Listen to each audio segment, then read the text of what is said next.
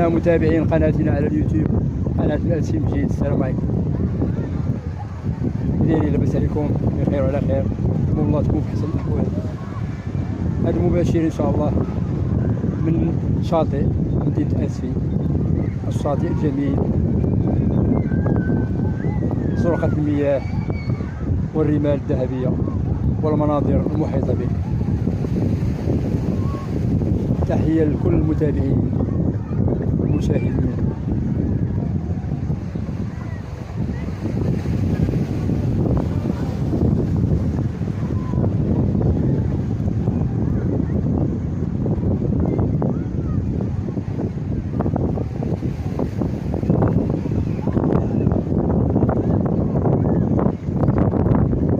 دابا انا كندوز قريب من راس الفعا من الاخر ديال لابلاج، ما بيناتهمش بزاف. ها هو دابا الشاطئ كما قلنا، وهذيك اللي قدام كاين الميناء، ميناء مدينة أسفي، وهذا هو مدخل للميناء. كاين اللوط، ها واحد الباركون الداخل.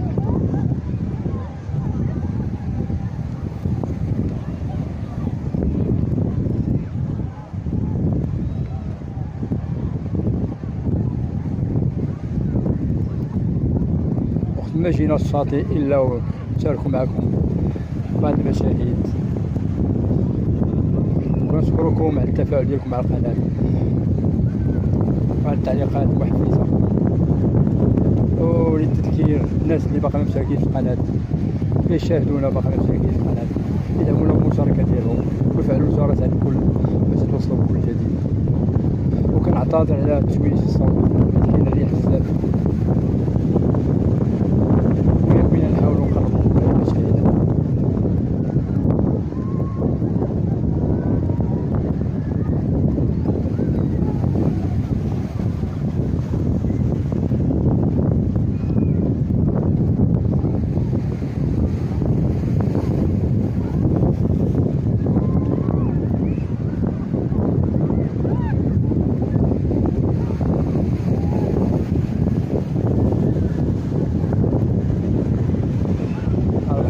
واخا كاين شويه الريح، الحال شويه بارد، ولكن جاو الناس صراحه، ولكن كان توقعنا غيكون هادشي ديال الناس.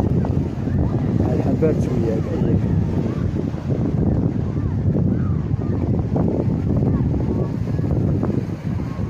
غندور الكاميرا غنوريكم راس الفعا. ها هو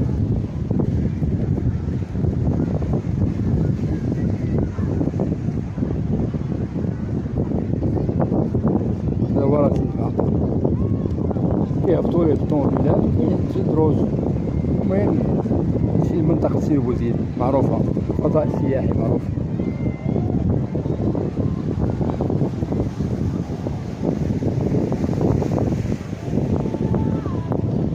وهنا حدانا كاينة عين الأميرة، هذا كيعومو، كاين اللي كيطلع يدوشي فوق. المهم الناس اللي معمرهم جاو هنا للأميرة، راه كاين عندنا شي فيديوهات على الأميرة يدخلوا لهم.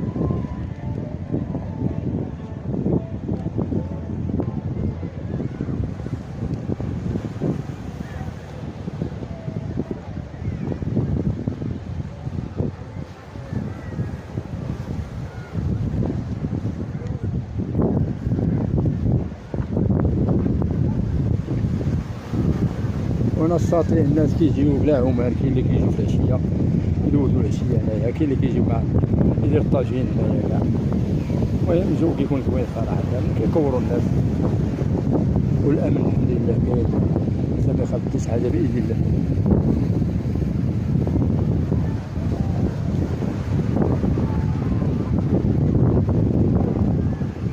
الناس باركين على التشبيح، ثاني ان شاء الله نديرو بارك الله.